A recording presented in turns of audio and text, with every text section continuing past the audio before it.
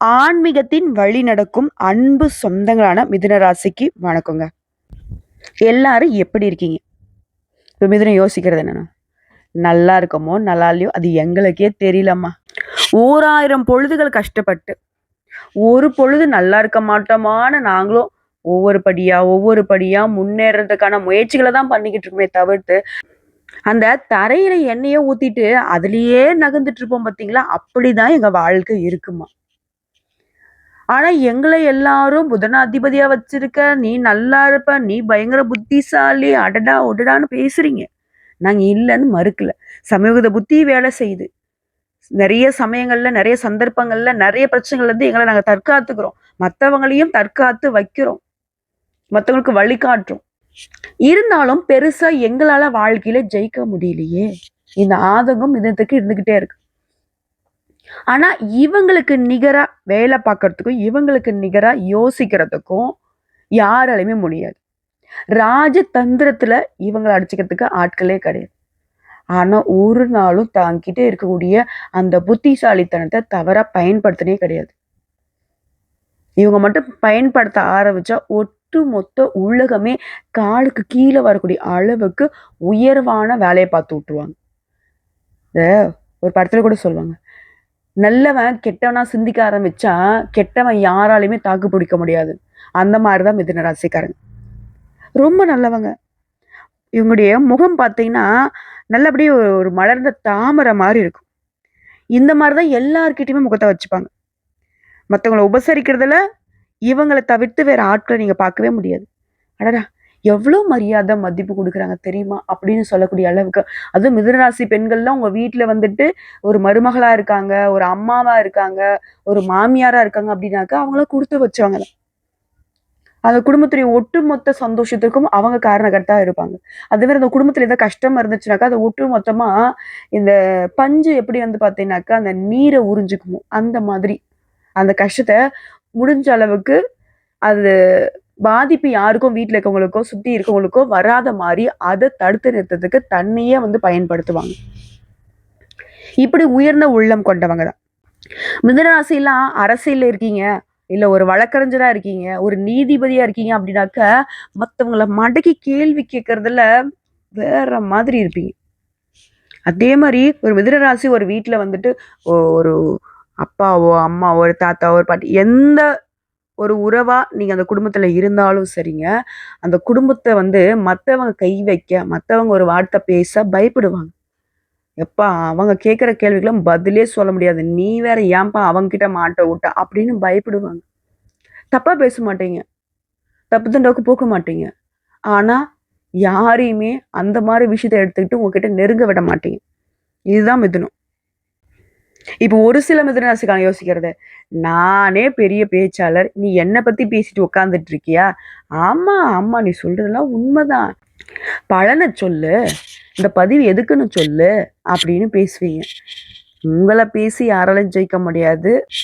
இப்போ தலைப்பு பார்த்திருப்பீங்க, பல நாள் உறவு ஒன்று சேர போகுது. எதனால தெரியுங்களா? 2 யோகத்தின் காரணமா. அந்த 2 கிரகங்கள் யாருன்னா சுக்கிர பகவானும் புதன் பகவானும். அசுரர்களுடைய தலைவன் சுக்கிரன்.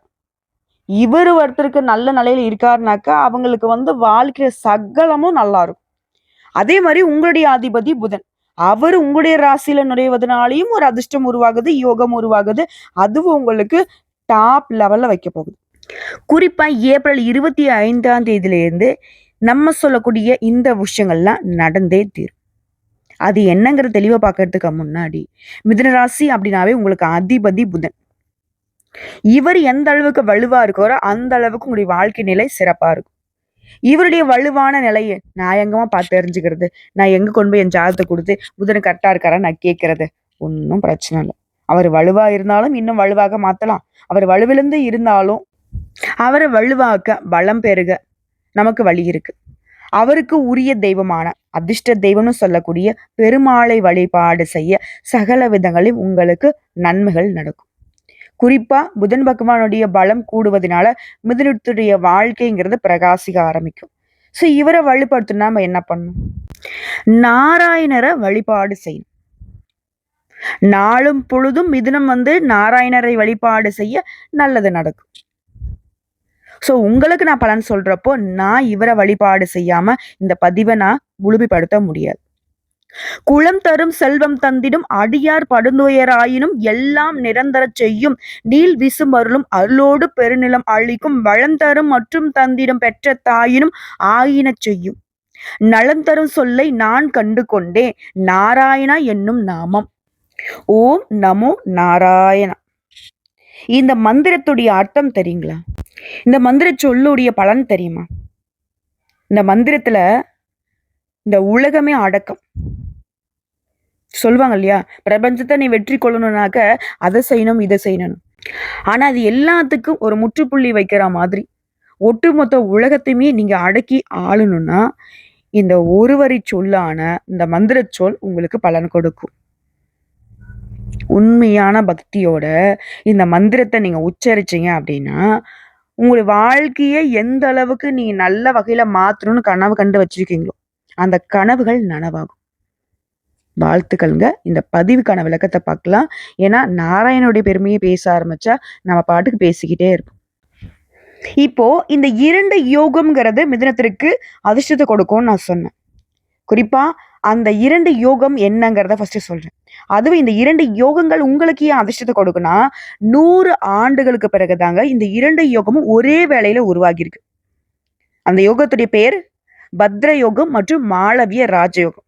இதனால மிதுனராசிகளுடைய வாழ்க்கையில இனி பணமழை தான் கொட்ட போகுது. ஜோதிட சாஸ்திரப்படி நாங்க ஒரு விஷயத்த எப்படி கணிப்போம்னா நவகிரகங்கள்ல ஒவ்வொரு கிரகமும் ஒவ்வொரு ராசியில ஒரு குறிப்பிட்ட கால இடைவெளியில மாறிக்கிட்டே இருப்பாங்க. அப்படி மாற்றத்தை கொடுக்கறதுனால ஒரு சில நேரங்கள்ல ராஜயோகம் உருவாகும். அது மனுஷனுடைய வாழ்க்கையில தாக்கத்தை ஏற்படுத்தும். அதுவுமே சில சமயங்கள்ல ஒரே வேளையில ஒன்றுக்கும் மேற்பட்ட ராஜயோகங்கள் உருவாகிறது மிகவும் சிறப்பான விஷயம். அந்த வகையில குறிப்பா ஜூன் மாதத்துல இருந்து இந்த 2 ராஜயோகங்கள் ஒன்றா உருவாகிறதுனால அதுவும் அசுரருடைய குருவான சுக்கிரன் தன்னுடைய சொந்த ராசியான ரிஷப ராசியில நுழைவதனால மாளவிய ராஜயோகம் உருவாக போகுது. அதே சமயம் உங்களுடைய அதிபதி புதன் உங்களுடைய ராசியில நுழைந்து பத்ர ராஜயோகத்தை உருவாக்க போறார். இந்த ராஜயோகங்கிறது கிட்டத்தட்ட 100 ஆண்டுகளுக்கு பின்னாடி ஒரே வேளையில உருவாகி இருக்கு. இது எல்லா ராசிகளுக்குமே அதிர்ஷ்டத்தை ஏற்படுத்தும். அதுல உங்களுக்கு பாத்தீங்கன்னா மிக மிக மிக அதிர்ஷ்டம்னு சொல்லலாம். குறிப்பா தொழில நல்ல முன்னேற்றத்தை காண போறீங்க. ஓகேங்களா? இந்த 2 யோகம்ங்கிறது உங்களுக்கு தன்னம்பிக்கை தைரியத்தை அதிகப்படுத்த போகுது. வழக்கத்தை விட ரொம்ப தெம்பா வேலை பார்ப்பீங்க. ரொம்ப தைரியமா எல்லாத்தையும் ஃபேஸ் பண்ண போறீங்க. உங்களுடைய ஆளுமை திறன் மேம்பட்டு நிக்க போகுது. இதுக்கு முன்னாடி உங்களை யாராலையும் அடக்கி ஆள முடியாது. இப்ப சொல்லவே வேணாம். நிமிர்ந்து பார்க்கக்கூடிய யாருக்கும் தைரியம் இல்லாத அளவுக்கு நீங்க சிறப்பா வளம் வர போறீங்க. நிறைய பணத்தை சம்பாதிக்கிறதோட நிறைய வெற்றிகளை குவிக்க போறீங்க. அதே மாதிரி பணியிடங்கள்ல சிறப்பா செயல்பட போறீங்க. உங்களுடைய செயல்திறனால முன்னேற்றத்தை காண போறீங்க. பதவி உயர்வு கிடைக்கிறதுக்கு வாய்ப்பு இருக்கு. பதவி உயர்வு கிடைக்கிறதுக்கு வாய்ப்பு இல்லை, கண்டிப்பா கிடைச்சாகணும். தனியார் துறையோ அரசாங்க துறையோ எங்க இருந்தாலும் சரி, என்ன வேலை செய்தாலும் சரி, கூலி வேலை செய்தாலும் கூட சரிங்க, உயர்வு உண்டு. அதே மாதிரி குடும்பத்தோட நல்ல நேரத்தை செலவிடக்கூடிய வாய்ப்பு இருக்கு. ஏதாவது ஒரு வேலை வெட்டின்னு சொல்லிட்டு இப்படியே போயிட்டு இருந்துச்சு. குடும்பத்துக்கிட்ட எல்லாம் சந்தோஷமா ஏதோ ஒரு நல்ல நாள் போல நாள கூட நேரம் செலவழிக்க முடியலன்னு சுத்திக்கிட்டு இருந்த மிதுனம் இனி வரக்கூடிய காலங்கள்ல இந்த 2 ராஜயோகத்தினால குடும்பத்தோட ஒட்டுமொத்த சந்தோஷத்தையும் பகிர்ந்துக்க போறீங்க. குடும்பத்துடைய ஒட்டுமொத்த தேவைகளையுமே பூர்த்தி செய்து சந்தோஷப்பட போறீங்க. அதே மாதிரி நீண்ட காலமாக நிலுவையில் இருக்கக்கூடிய வேலைகளை வெற்றிகரமா செஞ்சு முடிச்சுக்க போறீங்க. சமூகத்துல மதிப்பு கூட போகுது, மரியாதை கூட போகுது. நிறைய பணத்தை சம்பாதிக்கிறதுக்கான வாய்ப்பு இருக்கு. ஒரே வேலையில உருவாகக்கூடிய இந்த 2 யோகங்கள் அப்படிங்கிறது வேலையிலும் சரி, வணிகத்திலும் சரி, தொழிலையும் சரி நல்ல முன்னேற்றத்தை கொடுக்க போகுது. வேலை பார்க்கறவங்களுக்குலாம் பதவி உயர்வு கிடைச்சா ஆகும். நிலுவைக்கூடிய வேலையை சிறப்பா செய்யறதுனால ரொம்ப சந்தோஷமா இருக்க போறீங்க. அடடா என்னடா அந்த வேலையை நானும் முடிக்கலான்னு பல வருஷம் போராடிட்டு இருக்கேன். பல நாளா போராடுறேன், பல வாரமா போராடுறேன். எந்த வேலையாவனா இருக்கட்டும், நீங்க கைய வச்சா அது முடியணும். அதாவது குறி வச்சா யார விழணும்னு சொல்லுவாங்க இல்லையா? அந்த மாதிரி மிதுனம் அந்த இடத்துல ஒரு விஷயத்த எடுத்துட்டா அது உங்களுக்கு சாதகமா முடிவு கொடுத்தே ஆகணும். அதே மாதிரி உங்களுக்கு தொழில் ரீதியா, வணிகம் ரீதியா பெரிய லாபத்தை தரக்கூடிய ஒப்பந்தங்கள் கிடைக்க போகுது. நிதி ரீதியா ரொம்ப சிறப்பா இருக்க போறீங்க. ஆரோக்கியமும் மேம்பட்டு நிக்க போகுது. வருமானத்துல உயர்வை பார்க்க போறீங்க. புதிய வருமான ஆதாரங்கள நீங்களே உருவாக்கிக் கொள்ள போறீங்க. சொல்லுவாங்க இல்லையா? என் வாழ்க்கையில ஒவ்வொரு நொடியும் நானா பார்த்து செதுக்குனது சொல்ல மாரி, உங்களுக்கான வருமானத்த நீங்களே உருவாக்க போறீங்க. புரியுதுங்களா? தொழில் ரீதியாலாம் அதிர்ஷ்டத்துடைய ஆதரவை பெற போறீங்க. வெளிநாட்டு பயணங்கள் மேற்கொள்ளக்கூடிய வாய்ப்புகள் கிடைக்கும். ஓகேங்களா? அதே மாரி தொழில் ரீதியாவும் சரி, வணிகம் ரீதியாவும் சரி, வியாபாரத்த தொழில விரிவுபடுத்த போறீங்க. எதிர்காலத்துக்காக லாபம் தரக்கூடிய ஒப்பந்தங்களை பெற போறீங்க. அதே மாரி தனியார் துறையோ, அரசாங்க துறையோ ஒருத்தர் கீழ கை கட்டி வேலை பார்க்கக்கூடிய யாராக இருந்தாலும் சரி, உங்களுடைய பணிகள்ல சிறப்பா இருக்க போகுது. நீண்ட கால கடின உழைப்புக்கான பலன் இப்ப கிடைக்க போகுது. அதிகமான சுப நிகழ்ச்சிகள் வீட்ல நடக்கும். நீங்களும் அதிகமான சுப நிகழ்ச்சிகள பங்கேற்கக்கூடிய வாய்ப்பு இருக்கும். நீண்ட நாள் ஆசைகள் எல்லாமே இப்ப நிறைவேற போகுது. ஒட்டுமொத்தமா உங்க வாழ்க்கையில அதிர்ஷ்டம் பிரகாசிக்க போகுது. பணக்கார யோகம். எத செய்தாலும் சரி, அதுல ஆர்வம் கூடும். புதுசா தொழில் தொடங்கக்கூடிய எண்ணங்கள் இருந்துச்சுன்னா, இப்போ உங்களுக்கு நல்ல காலம்னு சொல்லலாம். புதுசா வீடு வாங்குறது, வண்டி வாகனம் வாங்கக்கூடிய வாய்ப்புகள் இருக்கு. எந்த ஒரு வேலையிலுமே நல்ல வெற்றி கிடைக்கும். உறவுக்காரங்கிட்ட உங்களுடைய உறவுகள் அப்படிங்கிறது மேம்பட போகுது. அதே மாரி தாயுடனான உறவும் வலுவா இருக்க போகுது.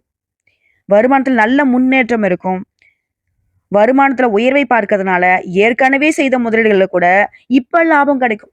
அரசு வேலைக்கு முயற்சி செய்றவங்களுக்கு நல்ல செய்திகளை பெறுவீங்க. இதே பங்கு சந்தையில இருக்கீங்க அப்படின்னாக்கா, நல்ல லாபம் கிடைக்கும்.